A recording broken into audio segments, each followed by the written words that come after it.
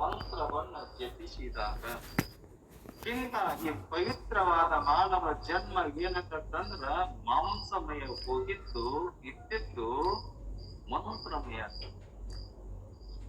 ಏನನ್ನು ನುಡಿಯುವುದರಿಂದ? ಭಗವಂತನ ನಾಮವನ್ನು ನುಡಿಯುವುದರಿಂದ.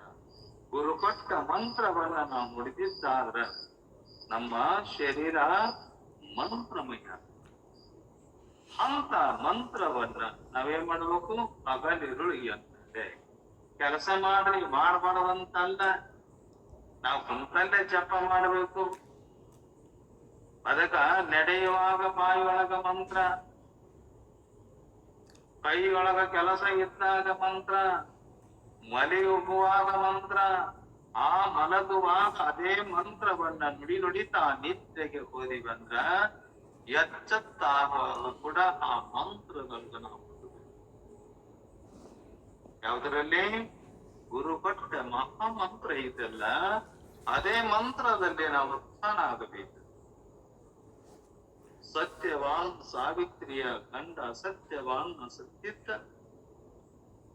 ಆ ಸತ್ಯವಾನ್ ಪತಿವ್ರತೆಗೆ ರಾಜ ಇದ್ನಲ್ಲ ಸತ್ಯವಾನ್ ಅಂತವನಿಗೆ ಸತ್ತು ಗಣಕ್ಕ ಲಗ್ನ ಮಾಡಿದ್ದ.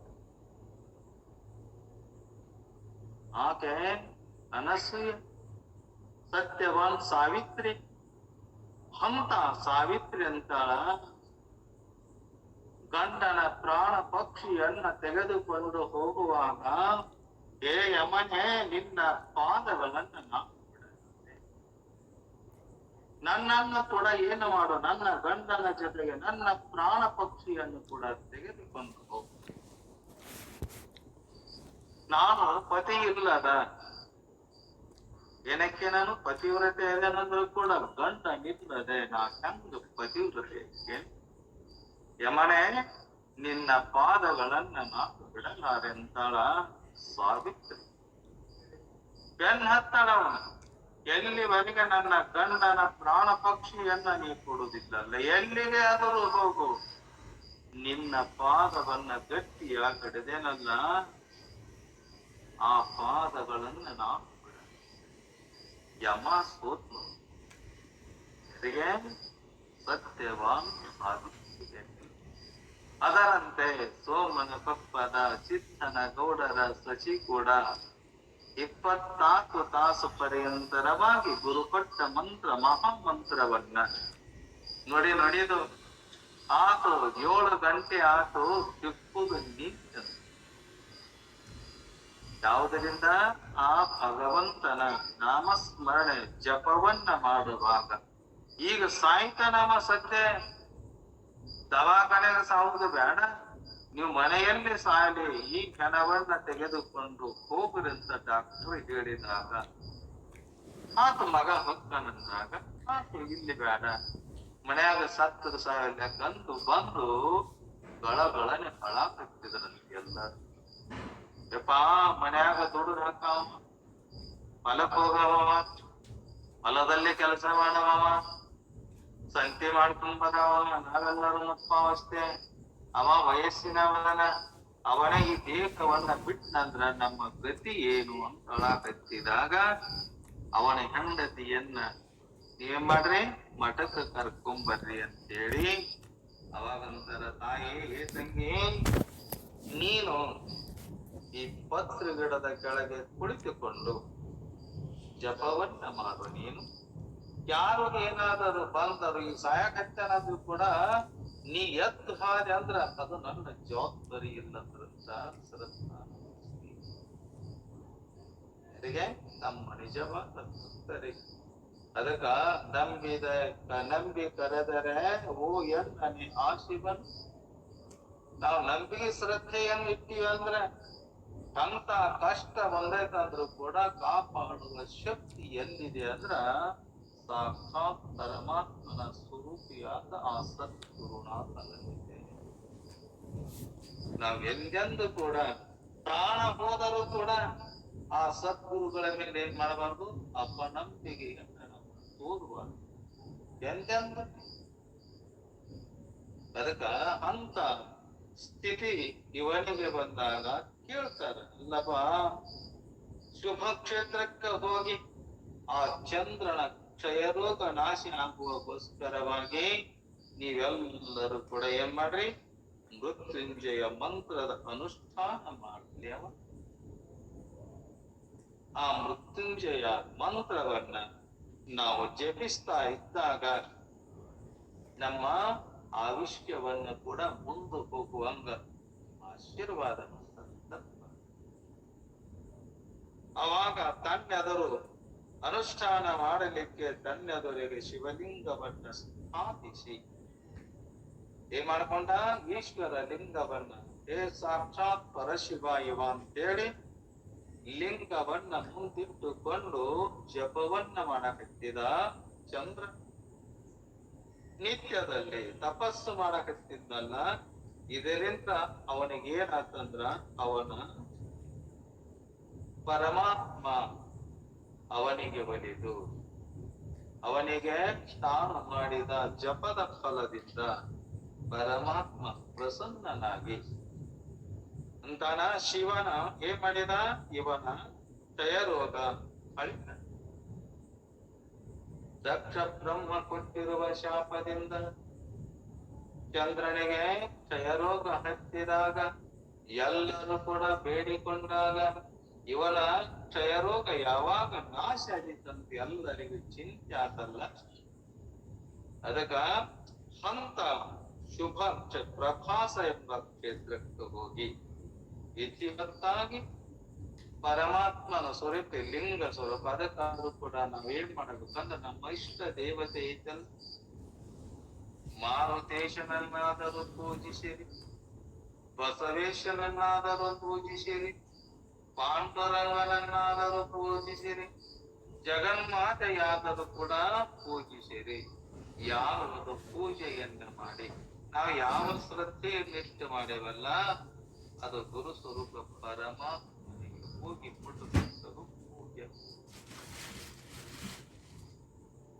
ನಮ್ಮ ಮನಸ್ಸಿನಲ್ಲಿ ಯಾವುದೇ ದೇವತೆ ಗುರುವನ್ನಾಗಲಿ ಯಾವ ಭಾವಚಿತ್ರವನ್ನಾಗಲಿ ನಾವು ಸಗುಣ ಸಾಕಾರ ಇರ್ಲಿಕ್ಕಂದ್ರೂ ಕೂಡ ಸಗುಣ ಸಾಕಾರದಿಂದಲೇ ನಿರ್ಗುಣ ಸಾಕಾರಕ್ಕೆ ಹೋಗುವ ಶಕ್ತಿ ಅದು ಮಟ್ಟಲುಗಳು. ಹೆಂಗ ನಾವು ಎತ್ತರಕ್ಕೆ ಗುಡಿಯನ್ನ ಕಟ್ಟೇವಲ್ಲ, ಮಕ್ಕಳಿಗೆ ದೇವಸ್ಥಾನಕ್ಕೆ ಹೊಕ್ಕಿ ನನ್ನ ಮೆಟ್ಟಿನ ಹತ್ತಲಾರದ ಬರಾಕತ್ತೇನು, ಅದರಂತೆ ಯಾವುದೇ ಒಂದು ಮೂರ್ತಿ ಇಟ್ಟುಕೊಂಡು ನಾವು ಪೂಜೆ ಮಾಡಿದಾಗ ಅದರಂತೆ ಚಂದಿರ ಏನ್ ಮಾಡಿದ, ಈಶ್ವರ ಲಿಂಗವನ್ನಿಟ್ಟು ಮಂತ್ರವನ್ನ ಪಠಿಸಕತ್ತಿದ. ಅವನ ಕ್ಷಯ ರೋಗ ಎಲ್ಲವೂ ನಾಶ ಆಗ್ತದೆ. ಆಗ ದೇವತೆಗಳು ಕೂಡ ಋಷಿಗಳು ಹೇಳಿದಂತೆ ಬ್ರಹ್ಮ ದೇವರ ಕಂಪನೆಯಂತೆ ಎಲ್ಲಾ ದೇವತೆಗಳು ಕೂಡ ಬೇಡಿಕೊಂಡ. ಅವ ಏನ್ ಹೇಳಿದ, ನೋಡು ಇಂಥ ಪ್ರಭಾಸ ಕ್ಷೇತ್ರಕ್ಕೆ ಹೋಗಿ ನೀನೇನ್ ಮಾಡು, ತಪಸ್ಸು ಮಾಡಿದ ಅಂದಾಗ ಅವ ಏನ್ ಮಾಡಿದ, ಮೃತ್ಯುಂಜಯ ಮಂತ್ರದಿಂದ ಭಗವಾನ್ ವೃಷಭ ಧ್ವಜನನ್ನ ಪೂಜಿಸಿದ. ವೃಷಭ ಅಂದ್ರ ಶಿವನ ವಾಹನವಾಗಿರುವ ಎತ್ತು ಅಂತೇವಲ್ಲ, ಅದಕ್ಕೆ ನಾವು ಕೂಡ ಎತ್ತುಗಳನ್ನ ಅತ್ಯಂತ ಪ್ರೀತಿಯಿಂದ ಅವನು ಮೇಯಿಸಬೇಕಂತ. ಮತ್ತ ಮೈ ತೊಳೆದು ಸೋಮವಾರಕ್ಕೊಮ್ಮೆ ನಾವು ಗಳೆ ಕೂಡಬಾರ್ದು. ಪರಮಾತ್ಮ ಯೋಗಕ್ಷೇಮವನ್ನ ಕೇಳಾಕ್ ಬರ್ತಾನ. ಯಾಕ, ತನ್ನ ವಾಹನ ಯಾವುದು, ಎತ್ತು, ನಂದೀಶ, ವೃಷಭ ಏನಪ್ಪಾ ನಿನ್ನ ಚೆನ್ನಾಗಿ ನೋಡ್ಕೊಂತಾನ. ಇಲ್ಲ ಇವ ರೈತ ಕೃಷಿವಲ ಅದನಲ್ಲ, ನಿನ್ನ ಯೋಗಕ್ಷೇಮ, ನಿನ್ನನ್ನ ಸ್ನಾನ ಮಾಡಿಸುವುದು, ನಿನಗ ಸರಿಯಾಗಿ ಮೇವು ಹಾಕುವುದು, ಸರಿಯಾಗಿ ನೀರು ಕುಡಿಸುವುದು ಮಾಡ್ತಾನ ಇಂದು ಅಂತೇಳಿ ಸಾಕ್ಷಾತ್ ಶಿವ ಬಂದು ಹೇಳ್ತಾನ. ಅವ ಸಂತೋಷದಿಂದ ನನ್ನ ಕೃಷಿವಲ, ನನ್ನ ರೈತ ನನ್ನನ್ನ ಚೆನ್ನಾಗಿ ನೋಡ್ಕೊಂತಾನಂತಂದ್ರ ಅವ್ರ ಮಣಿ ಸಿರಿವಂತಿಕೆಯಿಂದ ಎತ್ತಿನನ್ನ ಬಡಿಯುವುದು ನಾನಾ ತರ ಕಷ್ಟವನ್ನ ನಾವು ಪಟ್ಟಿವಂದ್ರ ನಮಗ ಪಾಪಗಳು. ಅವ್ರ ಮನೇನು ಕೂಡ ಆಶಕ. ಯಾಕ, ಭಗವಂತ ಯೋಗಕ್ಷೇಮವನ್ನ ಹೇಳುವುದು ಮಾಡುವುದಕ್ಕಾಗಿ ಆ ನಂದೀಶ ವೃಷಭನಿಗೆ ಬಂದು ಭೇಟಿಯಾಗ್ತಾನಂತ. ಅದಕ್ಕೆ ನಾವೇನ್ ಮಾಡಬೇಕು? ವೃಷಭನನ್ನು ಕೂಡ ಪೂಜಿಸಿ 10 ಕೋಟಿ ಮಂತ್ರದ ಜಪವನ್ನ ಮಾಡಿ 10 ಕೋಟಿ ಮಾಡಿ. ರಾಮದಾಸರು ಕೂಡ ಏನ್ ಮಾಡಿದ್ರಂದ್ರ, ಬಡತನದ ಬೇಗೆಯಲ್ಲಿ ನಾನಾತರವಾಗಿ ದುಃಖವನ್ನ ಅನುಭವಿಸಿದ್ರು. ಯಾಕ? ನನ್ನ ಬಡತನ ಹೋಗ್ಲಿ ಅಂತೇಳಿ. ಆ ಬಡತನ ಹೋಗ್ಬೇಕಾದ್ರೆ ಏನ್ ಮಾಡಬೇಕು? ಅದೇ ಜಗನ್ಮಾತೆ ಪಾರ್ವತಿ ಬಂದು ನನ್ನ ಬಡತನವನ್ನ ಕಡಿತಾಳ ಅಂತೇಳಿ ಮನಸ್ಸಿನಲ್ಲಿ ಇಟ್ಟುಕೊಂಡಿದ್ದ ರಾಮದಾಸ. ಎಷ್ಟೇ ಜಪವನ್ನ ಮಾಡಿದ, ಗಾಯತ್ರಿ ಮಂತ್ರವನ್ನ ನುಡಿದ, ಆದರೂ ಕೂಡ ಆ ಜಗನ್ಮಾತೆ ಬಂದು ಸಿರಿ ಸಂಪತ್ತನ್ನ ಕೊಡಲಿಲ್ಲ. ಆತ ಮನೆಯಲ್ಲಿ ಬಡತನದಿಂದ ಕೂಡಿದಾಗ ತಂದೆ ತಾಯಿಗಳು ಬಂಧು ಬಾಂಧವರು ಅವನನ್ನ ಮದುವೆಯನ್ನ ಮಾಡಬೇಕು ಅಂತ ಅವನ ಹೆಸರು ಏನಿತ್ತಂದ್ರ ನಾರಾಯಣ ಇತ್ತಂತೆ. ಛತ್ರಪತಿ ಶಿವಾಜಿ ಗುರುಗಳಂತ ಅವ್ರೇನದಾರ ನಾರಾಯಣ ಅಂತಿತ್ತು. ಯಾರಿಗೆ? ಆ ಛತ್ರಪತಿ ಶಿವಾಜಿಯ ಗುರುಗಳಿಗೆ, ರಾಮದಾಸರಿಗೆ. ರಾಮದಾಸ ಅಂತ ಅವ್ರಿಗೆ ಯಾಕೆ ಹೆಸರು ಬಂತು? ನಾರಾಯಣ ಇದ್ನಲ್ಲ, ಬ್ರಾಹ್ಮಣರ ಕುಲದಲ್ಲಿ ಹುಟ್ಟಿದಂತ ನಾರಾಯಣ ನಾನು ಮದುವೆ ಆಗುದಿಲ್ಲ ಅಂತ ಕಂತಿದ್ದ ಅಲ್ಲವ. ನೀನು ಮದುವೆ ಆಗಲಿಲ್ಲ ಅಂದ್ರ ತಂದೆ ತಾಯಿಯ ಋಣ, ಈ ಭೂತ ಋಣ, ಋಷಿ ಋಣ, ವೇದ ಋಣ, ಗುರು ಋಣ, ಭೂಮಿ ಋಣ, ಭೂತ ಋಣ ತೀರಿಸಲಿಕ್ಕೆ ಆಗುದಿಲ್ಲ ಅಂತಂದ್ರು ತಂದೆ ತಾಯಿ. ಅವಾಗಂದ ತಾಯಿಯ ಮಾತಿಗೆ, ತಾಯಿಯ ಮೇಲೆ ಅತ್ಯಂತ ಪ್ರೀತಿ ಇದ್ರಲ್ಲ ರಾಮದಾಸರು. ಅವನಿಗೇನಿತ್ತು? ಮೊದಲ ನಾರಾಯಣ ಅಂತ ಹೆಸರಿತ್ತು. ತಾಯಿಯ ಮಾತಿಗೆ ಒಪ್ಪಿಕೊಂಡ ಮದುವೆ ಆಗಕ್ಕ ಲಗ್ನವನ್ನ ಪ್ರಾರಂಭ ಮಾಡ್ಯಾರ, ಮಂಟಪ ಹಾಕ್ಯಾರ. ಅವಾಗ ಲಗ್ನ ಮಾಡುವಾಗ ಆಚಾರ್ಯ ಬಂದು ಸರ್ವಮಂಗಲ ಮಾಂಗಲ್ಯೆ ಶಿವ ಸರ್ವಾರ್ಥ ಸಾಧಕೆ ಅಂದಾಗ ಸಾವಧಾನ ಸಾವಧಾನ ಅಂತ. ಸಾವಧಾನ ಏನು ಅಂತ ಯಾರು? ನಾರಾಯಣ. ಸಾವಧಾನ ಅಂದ್ರೆ ಏನು? ನೋಡಮ್ಮ, ನಿನ್ನ ಪ್ರಪಂಚದಲ್ಲಿ ಗಂಧತಿಯನ್ನ ಮಾಡಿಕೊಂಡಾಗ ಎಷ್ಟೇ ಕಷ್ಟ ಬಂದರೂ ಕೂಡ, ಸುಖ ದುಃಖಗಳು ಬಂದಾಗಾದರೂ ಕೂಡ ನೀವು ಏನ್ ಮಾಡು? ಸಾವಧಾನಿಯಾಗಿರಪ್ಪ. ಸಂಸಾರ ಅಂದ್ರೆ ಅಷ್ಟು ಸರಳ ಇದೆ. ಮನೆಗೆ ಅತಿಥಿಗಳು ಬಂದಾಗ, ಬೀಗರು ಬಿಜ್ಜರು ಬಂದಾಗ, ಮನೆಯಲ್ಲಿ ಅಣ್ಣ ತಮ್ಮಂದರು ಇದ್ದಾಗ ಎಷ್ಟೇ ಕಷ್ಟ, ಎಷ್ಟು ಬರೆದಾಡ್ತಾರೋ ಏನೋ ಗೊತ್ತಿಲ್ಲ. ಅಯ್ಯೋ ಏನಿದು ನನ್ನ ಗತಿ ಅಂತ ಸಾವಧಾನ ಅನ್ನುವ ಅರ್ಥವನ್ನ ಕೇಳಿಕೊಂಡಾಗ ಆ ರಾಮ ನಾರಾಯಣನಿಗೆ ನಾನು ಮದುವೆ ಆಗಬಾರದಂತೆ ಮಾಡಿದ ಲಗ್ನದ ಮಂಟಪದಿಂದ ಜಿಗುಡು ಕೊಡಕತ್ತಿತ್ತು. ಇದು ಲಗ್ನ ನನಗೆ ಬೇಡ, ತಾಯಿಯ ತಂದೆಯ ಬಂಧು ಬಾಂಧವದ ಮಾತನ್ನ ಕೇಳಿ ನಾನು ಲಗ್ನಕ್ಕೆ ಒಪ್ಕೊಂಡಿದ್ದೆಲ್ಲ. ಈ ಆಚಾರ್ಯ ಏನಾಗತ್ತೇನ? ನಿನ್ನ ಸಂಸಾರದಲ್ಲಿ ಎಷ್ಟೇ ಕಷ್ಟ ಬಂದರೂ ಕೂಡ ಹಿಗ್ಗರೆ ಕುಗ್ಗರೆ ತಾಳ್ಮೆಯಿಂದ, ಎಷ್ಟೇ ದುಃಖಗಳು ಬಂದರೂ ಕೂಡ, ಎಷ್ಟೇ ಸುಖಗಳು ಬಂದರೂ ಕೂಡ ನೀ ಸಾವಧಾನದಿಂದಿರಬೇಕಪ್ಪ. ಅವಾಗಂದ್ರು ಬ್ಯಾಡೋ ಯಪ್ಪ ಇದಂತೇಳಿ ತಾಳಿಯನ್ನ ಹೆಂಡತಿಗೆ ಕೊಳ್ಳಿಗೆ ಕಟ್ಟಲಾರದೆ ಮಂಟಪ ಜಾಗದಿಂದ ಮಂಗಳಂತೆ ಟನ್ನಂತ ಹಾರಿ ಆಗಿ ಸಿಗಲು ಕೂಡ ಕತ್ತಿದ್ರು. ಇವೆಲ್ಲರೂ ಹೊರ ಕತ್ತಿದ್ರು. ಹಿಡುಕೋರಿ ಹಿಡುಕೋರಿ ಹಿಡುಕೋರಿ ಅಂದ್ರೂ ಕೂಡ ಸಿಗಲಿಲ್ಲ. ಎಲ್ಲಿವಾಗ ನಾಶಿಕತ್ತು ಬಾರ ನಾರಾಯಣ ನಾಶಕಕ್ಕೆ ಹೋಗಿ ಒಂದು ಗುಹೆ ಒಳಗ ಕುಂತ್ಕೊಂಡ. ನಾ ಯಾರಿಗೂ ಕಾಣಬಾರದು. ಜಗನ್ಮಾತೆ ಮಂತ್ರ, ಗಾಯತ್ರಿ ಮಂತ್ರವನ್ನ ನಾನು ಜಪಿಸೇನಲ್ಲ. ಆ ಬಡತನದಲ್ಲಿದ್ದಾಗ ತಂದೆ ತಾಯಿಗಳು ಕೂಡ ನನಗೆ ಕಷ್ಟದಲ್ಲಿ ನೋವುಗೋಸ್ಕರವಾಗಿ ಹೆಂಡತಿಯನ್ನ ಮಾಡಕತ್ತಿದ್ರಲ್ಲ. ಮೊದಲೇ ಬಡತನ.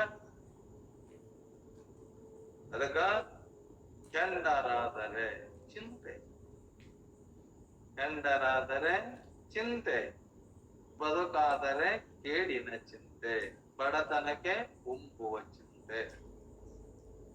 ಇಂಥ ಹಲವಾರು ಚಿಂತೆಗಳನ್ನು ನನಗೆ ಬಂದು ಹತ್ತವಂತಾಗಿ ಮಾಡಿದ. ಆ ಲಗ್ನದ ಗಂಡನಿಗೆ ಸಿಂಹಾಸನ ರಾಜನ ಮತ್ತೆ ಕುರ್ಚಿಯನ್ನ ಕುಂತಿದ್ದ. ತಾಳಿ ಕಟ್ಟಲಾರದೆ ಓಡೋಡಿ ಹೋಗಿ ನಾಶಿಕದೊಳಗ ಗುಹೆಯೊಳಗ ಕುಂತ. ನರ್ಮದಾ ನದಿಯ ದಂಡೆಯಲ್ಲಿ ಬ್ರಾಹ್ಮಣರ ಕುಟೀರಗಳು, ಗೋಶಾಲೆಗಳು, ಸಂಸ್ಕೃತ ಪಾಠಶಾಲೆಗಳು, ಎಲ್ಲ ದೇವಾಲಯಗಳು ಕೂಡ ಇದ್ದು ಅಲ್ಲ. ತಾನೇನ್ ಮಾಡ್ತಿದ್ದ, 10 ಗಂಟೆಗೆ ಹೊರಗೆ ಬಂದು ನರ್ಮದಾ ನದಿಗೆ ಹೋಗಿ ಒಂಟಿ ಗಾಲಿನ ನಿಂತು ತಪಸ್ಸನ್ನ ಮಾಡಕತ್ತಿದ. ಆನಂದ ಎಷ್ಟು ಸೊಂಟದವರೆಗೆ ನೀರು. ಆ ನೀರಿನಲ್ಲಿ ಗಾಯತ್ರಿ ಮಂತ್ರವನ್ನ ಜಪಿಸಿ, ರಾಮ ಜಪವನ್ನ ಜಪಿಸಿ ನೀರನ್ನ ಬಿಟ್ಟು ಸಾಯಂಕಾಲ 5 ಗಂಟೆಗೆ ಊರೊಳಗ ಭಿಕ್ಷೆಗೆ ಬಂದು ತನಗೆಷ್ಟು ಬೇಕಷ್ಟು ತಿಂದು ಪಶು ಪಕ್ಷಿಗಳಿಗೆ ಉಳಿದ ಅನ್ನವನ್ನ ಕೊಟ್ಟು ಜಪವನ್ನ ಮಾಡ್ತಿದ್ದ ನಾರಾಯಣ. ಮಾಡಿ ಮಾಡಿ ಮಾಡಿ ಮಾಡಿ ಆ ತಪಸ್ಸು ಮಾಡಿದಾಗ ಅವರಿಗೆ ಸಿದ್ಧಿ ಆತನು. ಸಿದ್ಧಿ ಆದಾಗಂತ ನನ್ನ ಬಡತನ ಹಿಂಗಿತಲ್ಲ, ಇಲ್ಲ ನಾನೇನ್ ಮಾಡಬೇಕು, ನಾನು ಮಾಡುವ ಮತ್ತು ದಿನಾಲು ಕೂಡ ಸಂಸ್ಕೃತ ಪಾಠಶಾಲೆಗೆ ಹೋಗಿ ವೇದಗಳನ್ನ ಅಧ್ಯಯನ ಮಾಡಿ ಸಂಸ್ಕೃತವನ್ನ ಚೆನ್ನಾಗಿ ಕೇಳಿ ತನ್ನ ನಿಜದ ಸ್ಥಿತಿಯಲ್ಲಿ ನನಗ ಆತ್ಮ ಸಾಕ್ಷಾತ್ಕಾರ ಅಂತ ತಿಳ್ಕೊಂಡು ಏನ್ ಮಾಡಿದ, ನರ್ಮದ ನದಿಯನ್ನ ಹಾರಿದ. ನಾಮ ಬಂದ ಕೆಲಸ ಮುಗಿತಲ್ಲ, ಈ ಜೀವನವನ್ನ ಇಡಬಾರದು ಅಂತೇಳಿ ತುಂಬಿ ಹರಿತಕ್ಕಂಥ ಆ ಗಂಗೆಯೊಳಗ ಹಾರಿದ ಶ್ರೀರಾಮಚಂದ್ರ. ಅವ ಹಾರಿದಾಗ ನನ್ನ ಕೈಯೊಳಗ ಎತ್ತಿಕೊಂಡ. ಯಾಕ ರಾಮ ಜಪವನ್ನ ಮಾಡಿದ್ದ, ಜಗನ್ಮಾತೆಯ ಗಾಯತ್ರಿ ಮಂತ್ರವನ್ನ ಮಾಡಿದ್ದಲ್ಲ.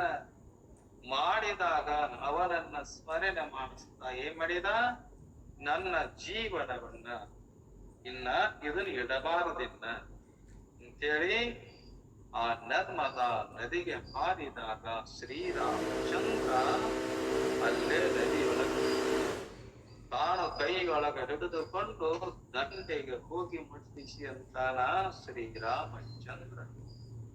ಯಾರಿಗೆ? ನಾರಾಯಣನಿಗೆ. ಅಲ್ಲೋ ಮಾರಾಯ, ಇಷ್ಟ ಆದ ಕೆಲಸ ಮುಗಿದಿಲ್ಲ. ಎಲ್ಲಾ ಕಡೆ ನೀನು ತಿಳಿದರೆ ಇರುವ ವಿದ್ಯೆಯನ್ನ, ನೀನು ಕಲಿತಿರುವ ವೇದವನ್ನ, ಶಾಸ್ತ್ರವನ್ನ, ಚಿಂತನೆಯನ್ನ, ನೀನು ಮಾಡಿದ ತಪಸ್ಸು ಮಾಡಿಯಲ್ಲ, ಆ ತಪಸ್ಸಿನ ಫಲದಿಂದ ಎಲ್ಲರನ್ನ ಉದ್ಧಾರ ಮಾಡೋಕ್ಕೋಸ್ಕರ ನಿನ್ನ ಕೆಲಸ ಇದೆಪ್ಪ ಅಂತೇಳಿ ಆ ಶ್ರೀರಾಮಚಂದ್ರ ಹೇಳ್ತಾನೆ. ಅವಾಗ ನಾರಾಯಣ ಹೋಗಿ ಏನಾತಂದ್ರ ಅವರಿಗೆ ರಾಮ ದಾಸ ಅಂತ ಹೆಸರು ಬಂತು.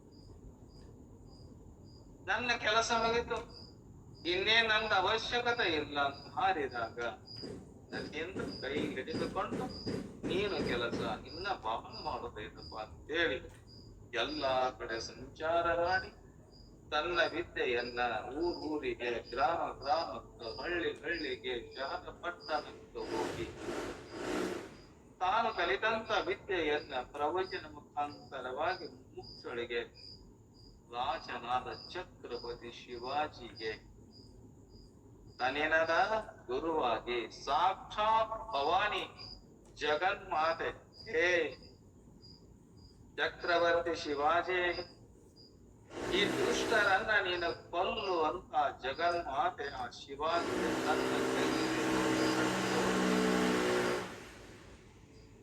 ಪಾಪಿಗಳನ್ನ ನೀನೇನ್ ಮಾಡು, ಕತ್ತರಿಸಿ ಇವರನ್ನ ಶಿಷ್ಟರನ್ನ ಪರಿಪಾಲನೆ.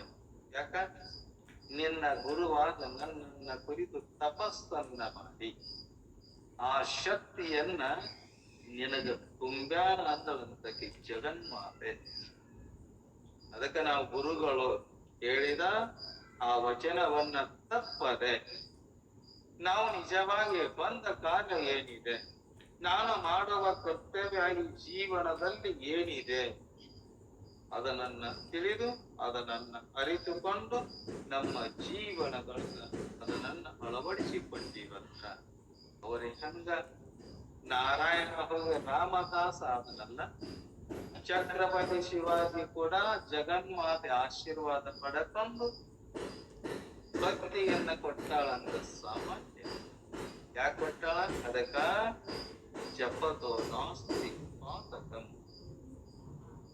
ಹಾಗೆ ನಾವು ಪರಮಾತ್ಮನನ್ನ ಕುರಿತು ತಪಸ್ಸು ಮಾಡಿದಾಗ, ಜಗನ್ಮಾತೆಯನ್ನ ಕುರಿತು ತಪಸ್ಸನ್ನ ಮಾಡಿದಾಗ ನಮ್ಮದೇನಕಂದ್ರ ಧ್ಯಾನಿಸ್ತಾ ನಮ್ಮ ಮನಸ್ಸು ಒಂದೇ ತರದಲ್ಲಿ ಸ್ಥಿತವಾಗಿ ನಿಂತು ಭಗವಂತನನ್ನ ಹೇಳಿ, ಭಗವಂತ ಬೇರೆ ಅಲ್ಲ, ಜಗನ್ಮಾತೆಯು ಕೂಡ ಬೇರೆ ಅಲ್ಲ, ಎಲ್ಲವೂ ಕೂಡ ಒಂದೇ. ಈ ದೇಹದಲ್ಲಿ ಶಕ್ತಿ ಇಲ್ಲದ ವ್ಯವಹಾರ ಮಾಡಿವಲ್ಲ ನಾವು ಅಂತಿರ್ತಾರ. ಯಪ್ಪ ನನ್ನ ದೇಹದಲ್ಲಿರುವ ಶಕ್ತಿ ಎತ್ತಿ ಹೋಗ್ತದೆ. ದೇವಾನುದೇವತೆಗಳು ಈ ಶರೀರದ ತುಂಬಿಕೊಂಡಾಗ ನಮ್ ಕಣ್ಣು ಕಾಣಬೇಕಾದರೂ ದೇವತೆ, ಕಿವಿ ಕೇಳಬೇಕಾದರೂ ದೇವತೆ, ಮಾತನಾಡಬೇಕಾದರೂ ಅಗ್ನಿ ದೇವತೆ, ಮನಸ್ಸು ಸಂಕಲ್ಪ ವಿಕಲ್ಪ ಮಾಡಿದ್ರು ಚಂದ್ರಮ ದೇವತೆ, ಕೈಗಳಿಗೆ ಇಂದ್ರ ದೇವತೆ, ಕಾಲುಗಳಿಗೆ ವಾಮನಾಜಿ ದೇವತೆ, ಆ ಗುದದ್ವಾರದಲ್ಲಿ ಮಲಮೂತ್ರಗಳನ್ನ ಹೊರಗೆ ಹಾಕುವಾಗ ಯಮ ದೇವತೆ. ಎಲ್ಲದನ? ಇದೇ ದೇಹದಲ್ಲಿದ. ಯಾರು? ದೇವತೆಗಳು. ಅಂತ ದೇವತೆಗಳನ್ನು ಪ್ರಸನ್ನ ಆಗ್ಬೇಕಾದ, ನಾವು ದೇವತೆಗಳ ಸ್ವರೂಪ ಆಗ್ಬೇಕಾದಂದ್ರ ಗುರುಪಟ್ಟ ಮಂತ್ರವನ್ನು ತಪ್ಪದೆ ಅದನ್ನ ನಾವು ಪಠಿಸಿದೀವಿ ಅಂತಂದ್ರ ಈ ಮಾಂಸಮಯ ಶರೀರ ಹೋಗಿ ಮಂತ್ರಮಯ ಆಗ್ತದೆ. ಆಗ ತಾಯಿ 8 ಗಂಟೆಗೆ ಗೆದ್ದಾಗ ಗಂಡನ ರೋಗ ಎಂದು ಸ್ವಚ್ಛ. ಅವಾಗ ಸಾವತಾನ ಅಂತ ಹೇಳಿದ್ನಲ್ಲ ಡಾಕ್ಟ್ರ, ಇನ್ನೂ ಬರಿಕೆ ಆಗ್ಯದ ಎಲ್ಲೇ ಇದೇ ಸೋಮನ ತುಪ್ಪ. ಅದಕ್ಕೆ ಅಂತ ಶಕ್ತಿ ಎಲ್ಲಿದೆ ಅಂತ ಆ ಭಗವಂತನ ನಾಮಸ್ಮರಣೆ ಎಲ್ಲಿದೆ. ಅದಕ್ಕ ಭಗವಾನ್ ಶಂಕರ ಏನ್ ಮಾಡಿದ?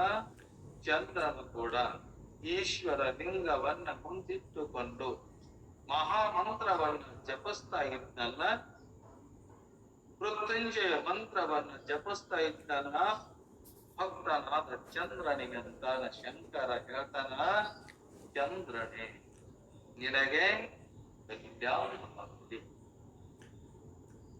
ಪರಮಾತ್ಮ ತನ್ನ ಮನಸ್ಸು ತೃಪ್ತಿಯಾಗಿ ಅಂತಾನ, ಹೇ ಚಂದ್ರನ್ ನಿನಗೆ ಮಂತ್ರದ ಭಕ್ತಿ. ನಿನ್ನ ಮನಸ್ಸಿನಲ್ಲಿರುವ ಅಭೀಷ್ಟ ವರವನ್ನ ನೀನ್ ಏನನ್ನ ಕುರಿತ ನನ್ನನ್ನು ತಪಸ್ಸು ಮಾಡಿ ಅಂತ ನಿನಗೆ ಏನು ಬೇಕಾಗೈತಲ್ಲ ಅದನ್ನ ನನಗೆ ಕೇಳು. ನೀನು ಕೇಳಿದ್ದನ್ನ ನಾನೇನ್ ಮಾಡ್ತಾನೆ? ಕೊಡುತ್ತೇನೆ. ಯಾಕ? ವರವನ್ನ ಕೊಡುತ್ತೇನೆ ನಿನಗೆ, ವರಗಳನ್ನ. ನನ್ನನ್ನ ಕುರಿತು ನೀನೆ ತಪಸ್ಸು ಮಾಡಿ ಅಂದಾಗ ಏನು ಬೇಕಾದರೂ ಕೇಳು, ನಾ ಕೊಡುತ್ತೇನೆ ಅಂತ ಚಂದ್ರಂತನ, ಹೇ ದೇವೇಶ್ವರನೇ ನೀನು ಪ್ರಸನ್ನನಾಗಿದ್ದರೆ ನನಗೆ ಏನು ತಾನೇ ಅಸಾಧ್ಯವಾಗಬಲ್ಲದು. ನೀನು ಸಂತುಷ್ಟನಾಗಿದ್ದರೆ ನಾ ವರವನ್ನ ಕೇಳುವಾಗ ಅದು ಬೇಡ, ನಾನು ಪಠಿಸುವ ಜಪಿಸುವ ಈ ಮಂತ್ರದಿಂದ ನಿನಗೆ ಸಂತೋಷ ಆಗಿತ್ತಂದ್ರ ನನಗೇನಾದರೂ ಸಾಧ್ಯ, ಅದು ಅಸಾಧ್ಯ ಐತಪ್ಪ. ಹೇ ಪ್ರಭೋ ಶಂಕರನೇ, ನೀನು ನನ್ನ ಶರೀರದ ಕ್ಷಯರೋಗವನ್ನ ನಿವಾರಿಸು.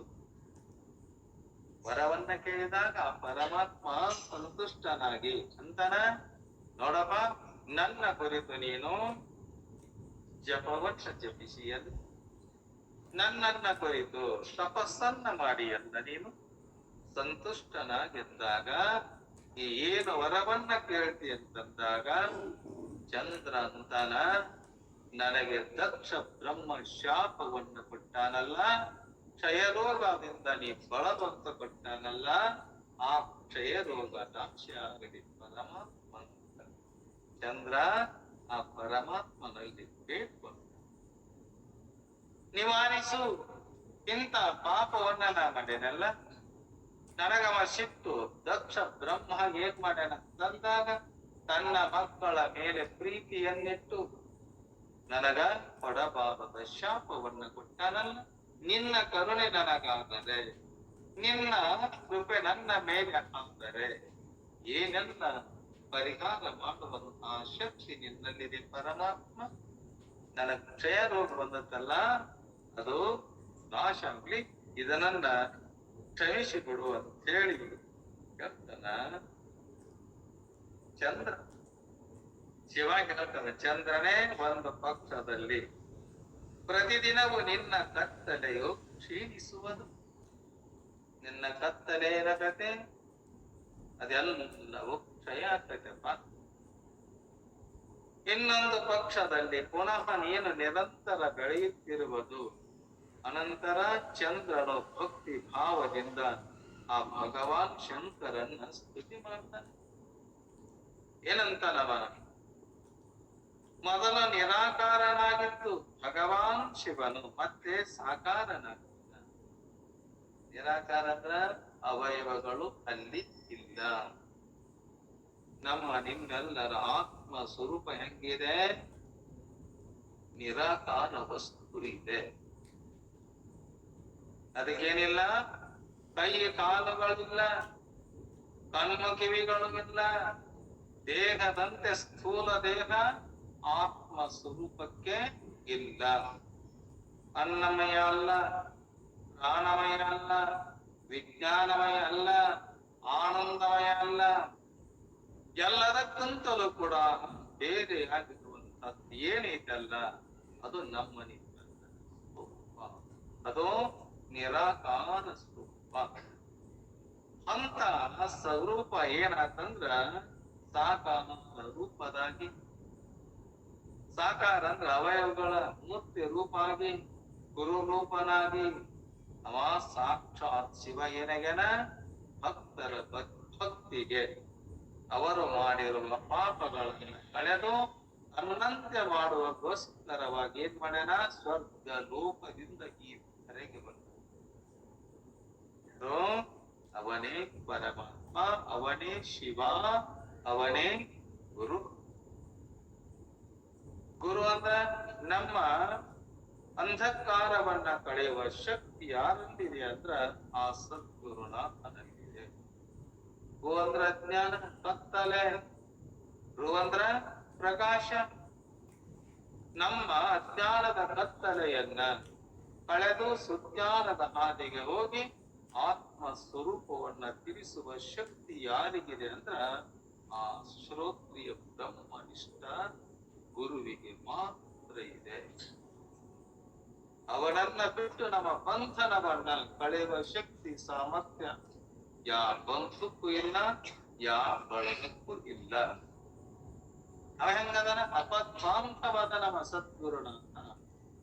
ಅಂತವರೆಗೆ ನಾವು ಶರಣರಾಗಿ ನಾವೇನ್ ಮಾಡಬೇಕು, ನಾವು ಅನಂತ ಜನ್ಮದಲ್ಲಿ ಮಾಡಿರುವ ಪಾಪ ಕೃತ್ಯಗಳನ್ನು ಎಲ್ಲಾ ಕಳೆದುಕೊಂಡು ಅಂತ ಸದ್ಗುರುವಿಗೆ ಶರಣಾಗತರಾಗಿ ಆ ಸಾಕ್ಷಾತ್ ಪರಶಿವನನ್ನ ನಾವು ಕೂಡಬೇಕು.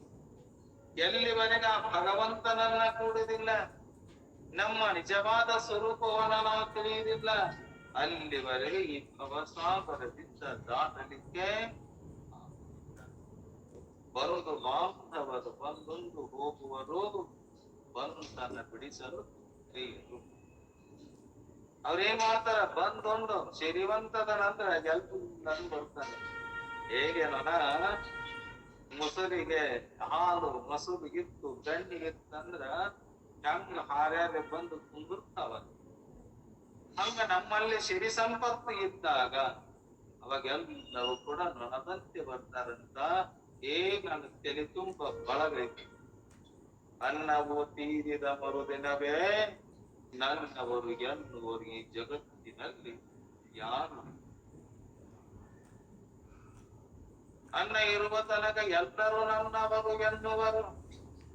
ಅನ್ನವು ತೀರಿದ ಮರುದಿನವೇ ನನ್ನವರು ಎನ್ನುವರು ಈ ಜಗತ್ತಿನೊಳಗ ಯಾರು ಇಲ್ಲ.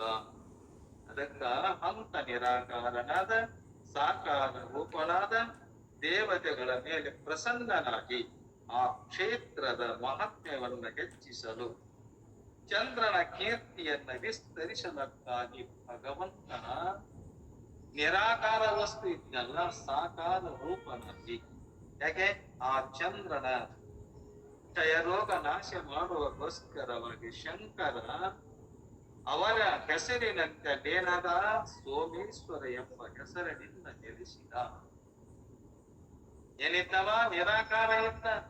ನಿರಾಕಾರನಾದ ಪರಮಾತ್ಮ ಸಗುಣ ಸಾಕಾರನಾಗಿ ಯಾವ ಲಿಂಗ ಆದಲ್ಲೇ ಸೋಮೇಶ್ವರ ಲಿಂಗ ಅಂತೇಳಿ ಪ್ರತಿಷ್ಠಿತ.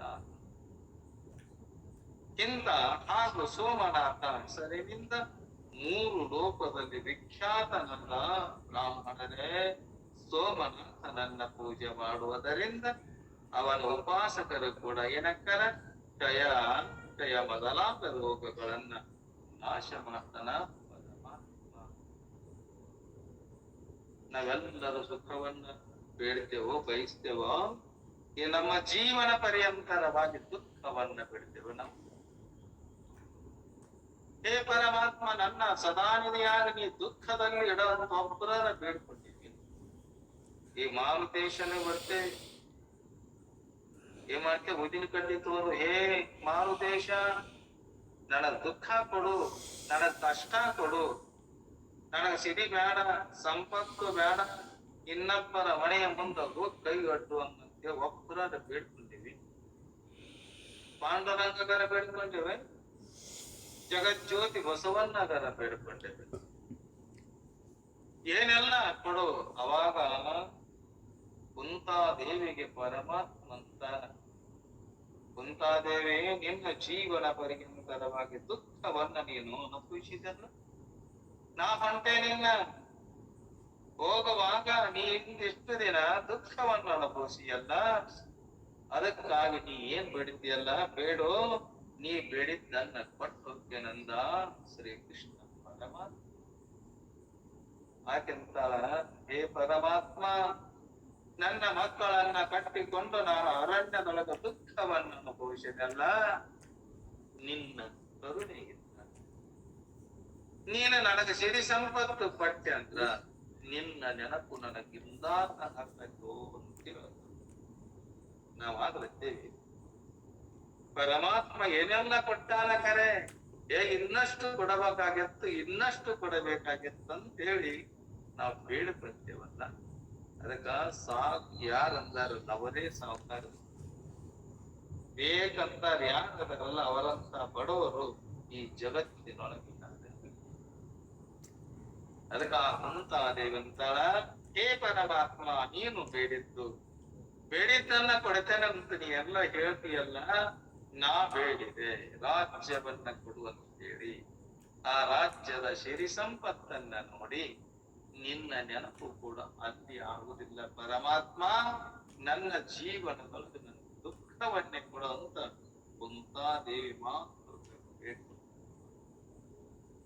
ನಾವು ಕೂಡ ಏನ್ ಮಾಡ್ಬೇಕು, ಎಷ್ಟೇ ಕಷ್ಟ ಬಂದರೂ ಕೂಡ ಹೇ ಪರಮಾತ್ಮ, ಎಲ್ಲಿ ದುಃಖ ಇದೆ ಅಲ್ಲಿ ನಿನ್ನ ನೆನಪಾಕತ್ತೆ, ಎಲ್ಲಿ ಸುಖ ಇದೆ ನಿನ್ನ ಈ ಸಿರಿ ಸಂಪತ್ತು ಮರೆಸ್ತದೆ. ಅದಕ್ಕೆ ನಾವು ಏನ್ ಮಾಡಬೇಕು, ಪರಮಾತ್ಮನ ನಿಜವಾಗಿ ಮಾಡಿದ್ದಾರೆ ನಮ್ಗೇನೆಲ್ಲ ಕೊಟ್ಟು ಕಾಪಾಡುವ ಶಕ್ತಿ ಸಾಮರ್ಥ್ಯ ಆ ಪರಮಾತ್ಮನಲ್ಲಿ ಇದೆ. ಅದಕ್ಕ ಚಂದ್ರ ಏನದ ಧನ್ಯನಾಗ್ಯಾನ, ಕೃತಕೃತ್ಯನಾಗ್ಯಾನ. ಅವನ ಹೆಸರಿನಿಂದ 3 ಲೋಕಗಳ ಸ್ವಾಮಿ ಸಾಕ್ಷಾತ್ ಭಗವಾನ್ ಶಂಕರ ಈ ಭೂತಲವನ್ನ ಪವಿತ್ರಗೊಳಿಸುತ್ತಾ ಪ್ರಭಾಷ ಕ್ಷೇತ್ರದೊಳಗ ನೆಲೆಸಿದ ಆ ಪರಮಾತ್ಮ. ಅದಕ್ಕೆ ಅಂತ ಭಗವಂತನ ನಾಮಸ್ಮರಣೆಯನ್ನ ಮಾಡಿ ನಾವು ಕೂಡ ಏನಾಗಬೇಕು, ಆ ಭಗವಂತನನ್ನ ಕೂಡಿ ಎಷ್ಟೇ ಕಷ್ಟ ಬಂದರೂ ಕೂಡ ಆ ಭಗವಂತನನ್ನ ನಾವೆಂದೆಂದು ಬರಿಬಾರದು. ಎಷ್ಟೇ ಸಿರಿ ಸಂಪತ್ತು ಕೊಟ್ಟಾನಂದ ನಾವು ಪರೀಕ್ಷೆ ಮಾಡಾಕ ಆ ಸಿರಿ ಕೊಟ್ಟು ನೋಡ್ತಾನ, ಆ ಸಿರಿಯನ್ನ ಕಸಿದುಕೊಂಡು ನೋಡ್ತಾನ. ನನ್ನ ಭಕ್ತರು ಯಾರು, ಅವರು ನನ್ನನ್ನು ಎಂದೆಂದು ಮರಿದಿಲ್ಲ. ಸಿರಿ ಸಂಪತ್ತು ಬಂದಾಗ ಮರಿದಿಲ್ಲ, ಎಂಥ ಕಷ್ಟ ಬಂದಾಗಲೂ ಕೂಡ ನನ್ನನ್ನ ಮರಿದಿಲ್ಲ. ಅಂತವರನ್ನ ನಾನೇ ರಕ್ಷಣೆ ಮಾಡಬೇಕು ಅಂತ ಹೇಳಿ ಆ ಪರಮಾತ್ಮ ಹೇಳಿದನ. ಅಂತ ಪರಮಾತ್ಮನ ನಾಮ ಗುಣಗಾನವನ್ನ ನಾವು ಕೇಳಿ ಅಂತ ಅವನನ್ನ ಪೂಜಿಸಿ, ಅವ ಯಾವ ಸದ್ಗುರುನಾಥ ಅಂತ ಮಾರ್ಗವನ್ನ ಕೊಟ್ಟಾನಲ್ಲ, ಅಂತ ಮಾರ್ಗದೊಳಗ ನಾವೆಲ್ಲರೂ ನಡೆದು ಈ ದೇಹವನ್ನ ಮಂತ್ರಮಯ ಮಾಡಿಕೊಂಡು ಭಗವಂತನನ್ನ ಕೂಡುವ ಈ ದೇಹ, ಇದನ್ನ ಬಿಟ್ಟು ಭಗವಂತನನ್ನ ಪೂಜಿಸುವ ಶರೀರಗಳು ಯಾರು ಇಲ್ಲ. ಇದು ಏಕೋಶ್ಚಿತ್ರ ನಮಗೆ ಸಿಗ್ತೈತಿ. ಇದು ಮಾನವ ಜನ್ಮ. ಇಂಥ ಜನ್ಮ ಸಿಕ್ಕಾಗ ಆ ಭಗವಂತನನ್ನ ನಾವು ಕೂಡಿ ನಾವು ಮಾಡುವ ಕರ್ತವ್ಯವನ್ನ ಮಾಡಿ ಅಂತ ಆನಂದದ ಸುಖದಲ್ಲಿ ಮಳ್ಳಿ ಹುಟ್ಟಿ ಬರಲಾರದಂತೆ, ಮರಳಿ ಸಾಯಲಾಗದಂತೆ ಮಾಡಿಕೊಳ್ಳುವ ಜನ್ಮ ಯಾವುದು ಅಂದ್ರೆ ಈ ಮನುಷ್ಯ ಜನ್ಮ ಮಾತ್ರ. ಮಂತ್ರಮಯ ಮಾಡುವ ಇದ ಜನ್ಮದೊಳಗ ಇನ್ನೊಬ್ಬರಿಗೆ ತೊಂದರೆಯನ್ನ ಕೊಟ್ಟು ಪಾಪ ಕರ್ಮವನ್ನ ಮಾಡಿ ಪಾಪದ ದುಃಖವನ್ನು ಅನುಭವಿಸುವ ಜನ್ಮ ಇದೇ ಜನ್ಮ ಅಂತ ಹೇಳಿದಾರ. ಅಂತ ಭಗವಂತನನ್ನ ನಾವು ಸದಾ ಭಜಿಸಿ ಅಂತ ನಮ್ಮ ಸುಖ ದುಃಖಗಳನ್ನ ಎಲ್ಲವೂ ಭಗವಂತನಿಗೆ ಅರ್ಪಿಸಿ ನಿನ್ನ ನಾಮ ಹೊಂದಿದ್ದರೆ ಸಾಕು ಪರಮಾತ್ಮ.